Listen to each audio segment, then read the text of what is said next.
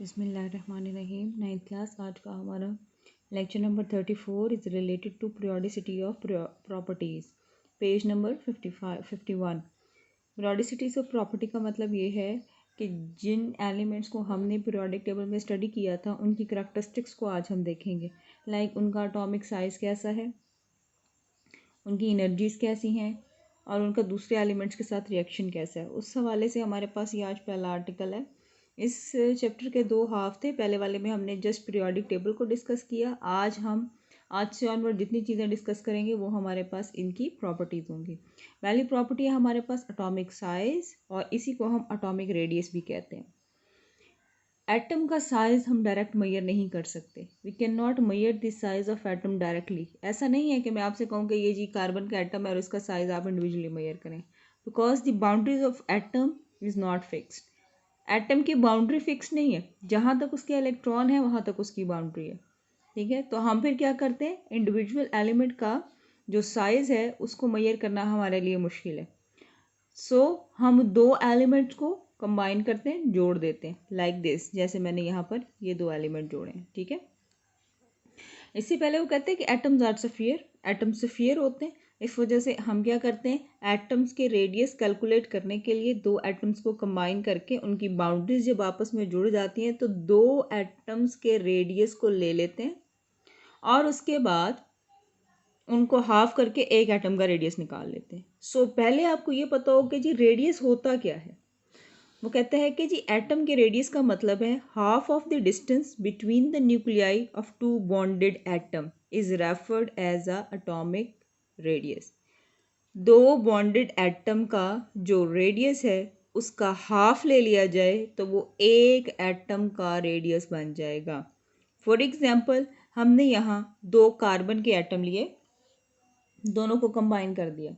अब जब हम दोनों को कंबाइन करेंगे तो इसका ये न्यूक्लियाई, एक कार्बन का एटम और दूसरा कार्बन का एटम, इन दोनों को जब आप मिलाओगे तो ये हमारे पास दो कार्बन के एटम का रेडियस आएगा, जिसको हम 2r से रिप्रेजेंट करेंगे। और जब इसको मेजर किया गया, that is 154 picometre. Picometre is actually the unit of radius. Picometre जो है, इसको आप पीएम नहीं पढ़ेंगे, दैट इज़ पिकोमीटर। पिकोमीटर जो है वो रेडियस का यूनिट है। हम करने क्या जा रहे थे, हमने कहा जी एटम का रेडियस कैलकुलेट करना है, तो एक अकेले इंडिविजुअल एटम का रेडियस कैलकुलेट नहीं हो सकता। वजह, क्योंकि एक अकेले एटम की जो बाउंड्री है वो फिक्स ही नहीं होती। इसलिए हमने दो एटम्स इकट्ठे कर लिए और दोनों के न्यूक्लियाइज, दोनों के जो न्यूक्लियस है, एक का न्यूक्लियस भी और दूसरे के न्यूक्लियस, दोनों को जब ज्वाइन किया तो जो दरमियान में लाइन लगाई है दैट इज़ 2r। दो रेडियस हैं ये। जब इन दोनों को मेजर किया गया दैट इज़ 154 पिकोमीटर। और ये किस एलिमेंट का रेडियस है, दैट इज़ कार्बन एटम। ठीक है, अब मुझे तो सिर्फ एक एटम का रेडियस चाहिए, तो मैं इसको यहाँ से हाफ कर दूँगी। ऐसा ही होगा ना, यहाँ से इतना हिस्सा इसके पास आ जाएगा और इतना हिस्सा इसके पास। ये जो ये वाला है दैट इज कार ऑल, इसको आप आर का नाम दोगे। जब आप इसको 2 पे डिवाइड करोगे, 154 को 2 पे डिवाइड करोगे तो it will be equal to 77 picometre. So इसका मतलब ये फिक्स है। इसका मतलब ये है कि एक कार्बन के एटम का जो रेडियस है वो कितना है, 77 पिकोमीटर।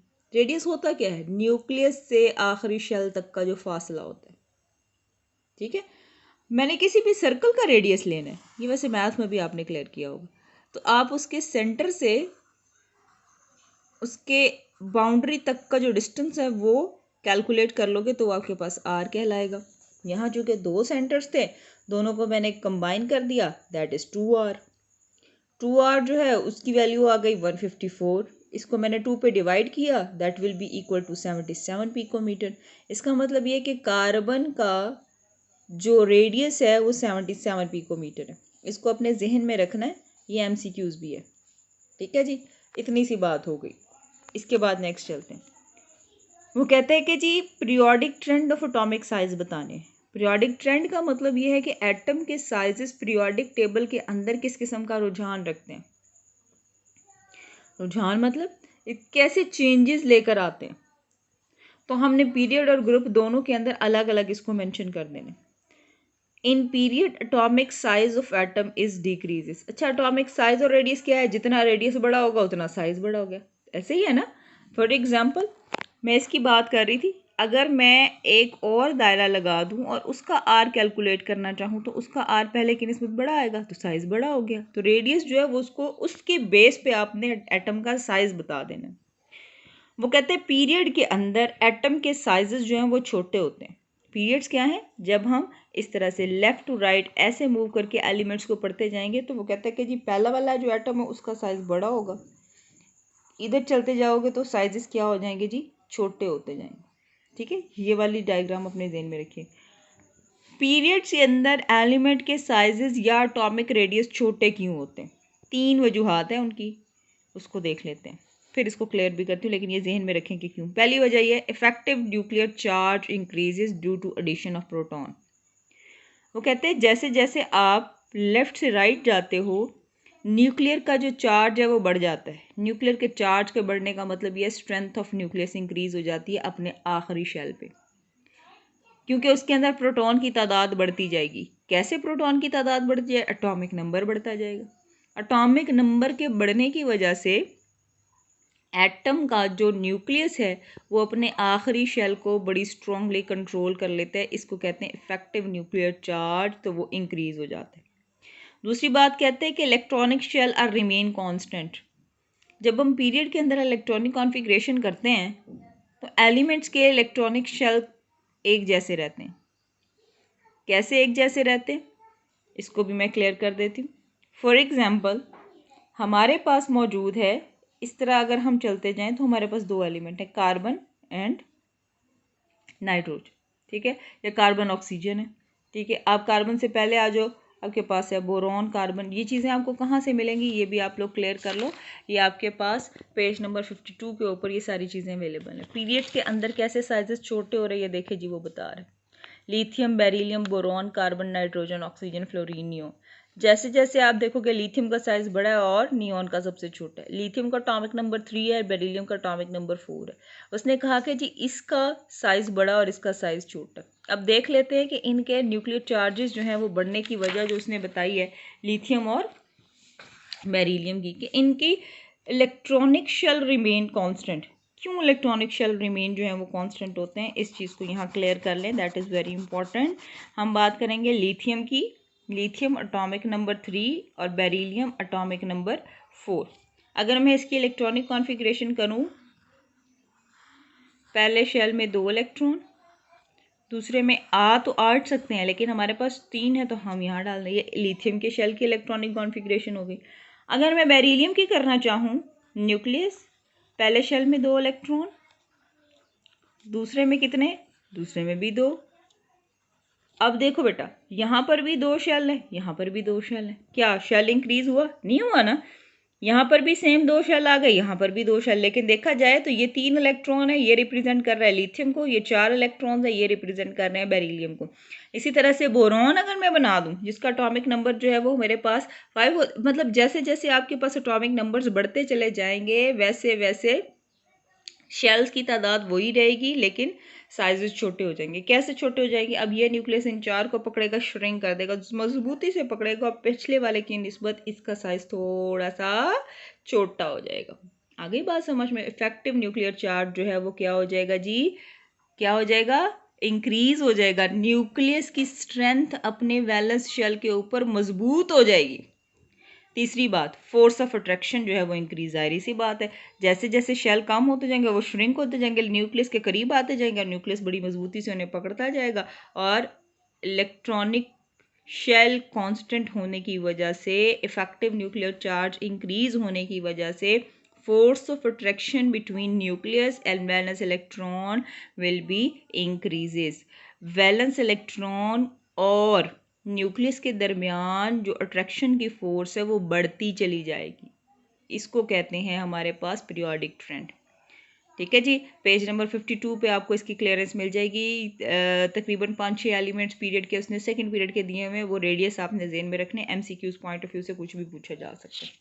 ये तो हमने बात की पीरियड्स की। अब हम चलते हैं ग्रुप्स की तरफ, कि ग्रुप्स के अंदर एलिमेंट के जो साइजेस हैं उनका क्या रुझान है, वो कैसे चेंज होते हैं। Atomic sizes increase in groups, क्यों जी एटम के साइजेस ग्रुप में क्यों इंक्रीज होते हैं। पहली बात वो कहता है due to new shell of electrons, हमने वहाँ कहा था इलेक्ट्रॉनिक शेल नहीं बढ़ते, यहाँ कहता है इलेक्ट्रॉनिक शेल बढ़ेंगे। दूसरी बात फोर्स ऑफ अट्रैक्शन डिक्रीज हो जाएगी। तीसरी बात इफेक्टिव न्यूक्लियर चार्ज भी डिक्रीज। बेटा ये तीनों चीज़ें रिलेट करती हैं। अगर शेल ज़्यादा है इलेक्ट्रॉन दूर दूर है, ठीक है, इलेक्ट्रॉन दूर दूर होंगे तो न्यूक्लियस को पकड़ना मुश्किल हो जाएगा। जब न्यूक्लियस बड़ी स्ट्रांगली नहीं पकड़ सकता, मुश्किल से पकड़ेगा, फोर्स ऑफ अट्रैक्शन कम हो जाएगी। फोर्स ऑफ अट्रैक्शन कम होगी तो इफेक्टिव न्यूक्लियर चार्ज जो है वो भी कम हो जाएगा। इस चीज़ को भी देख लेते हैं। इसके साथ ही उसने हमें ये भी बना के दे दिया, ये देखें जी, lithium, sodium, potassium, rubidium and caesium. Lithium का 154 है और जब वो सीजियम तक पहुंचा है दैट इज़ 265।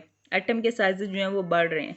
अब वहाँ हमने जैसे शो किया कि किस तरह से न्यूक्लियर जो इलेक्ट्रॉनिक शेल हैं वो कम रहते हैं या कांस्टेंट रहते हैं, एक जैसे रहते हैं। यहाँ कैसे बढ़ते हैं वो देख लेते हैं। Lithium atomic number 3, sodium atomic number 11। Lithium के इलेक्ट्रॉनिक कॉन्फ़िगरेशन करूँ तो पहले शेल में 2 इलेक्ट्रॉन और दूसरे में 1 इलेक्ट्रॉन, इलेक्ट्रॉनिक कॉन्फ़िगरेशन कंप्लीट। ये है मेरे पास 11 इलेक्ट्रॉन्स इसके। तो पहले शेल में 2 इलेक्ट्रॉन, दूसरे में 8 इलेक्ट्रॉन,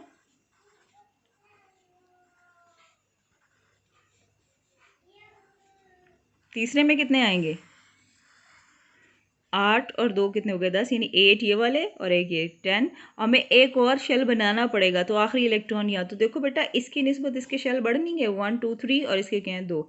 जैसे शेल बढ़ा साइज बड़ा हो गया, साइज बड़ा हो गया तो इस न्यूक्लियस की अपने आखिरी इलेक्ट्रॉन को पकड़ने की सलाहियत क्या हो गई जी, थोड़ी सी कम हो गई। बात समझ में आ गई है। इसको बड़े ध्यान से आपने करना है और अपनी नीट बुक नोटबुक पे इसी तरह से ग्रुप्स के अंदर क्या होता है, फिर उसकी रीज़न, पीरियड्स के अंदर क्या होता है उसकी रीज़न को लिखना है। ये शॉर्ट क्वेश्चन आ जाता है कि ट्रेंड्स बताएं, या पीरियड में पूछ लिए जाते हैं या ग्रुप में पूछ लिए जाते हैं। ये तीनों आपने पॉइंट्स इसी तरह से मेंशन कर देने हैं तो आपके लिए पूरे मार्क्स जो हैं वो हो जाते हैं। इसमें कोई किसी किस्म का प्रॉब्लम नहीं है। मैंने तो आधा लिखा, आप लिखोगे जैसे मैंने लिखा due to new shell of electrons, आप लिखोगे in groups atomic sizes increases due to new shell of electrons। फिर लिखोगे in groups atomic size is increases due to decrease the effective nuclear charge। effective nuclear charge nucleus की strength अपने last वाले shell के ऊपर कम हो जाती है साइज बड़े होने की वजह से। फोर्स ऑफ अट्रैक्शन मतलब न्यूक्लियस और आखिरी शेल के दरमियान में जो अट्रैक्शन की फोर्स है वो भी कम हो जाएगी। साइज बड़े हो जाएंगे तो पकड़ना जो है वो हम उसके लिए मुश्किल हो जाएगा। ठीक है बेटा, बड़े ध्यान से इसको कीजिएगा, बड़ा ही आसान है, मुश्किल कुछ भी नहीं है। पेज नंबर 52 पे 2 टेबल बनाए हुए हैं उसने, वो आपने याद करने हैं MCQs पॉइंट ऑफ व्यू से। ठीक है जी, okay, good luck, thank you.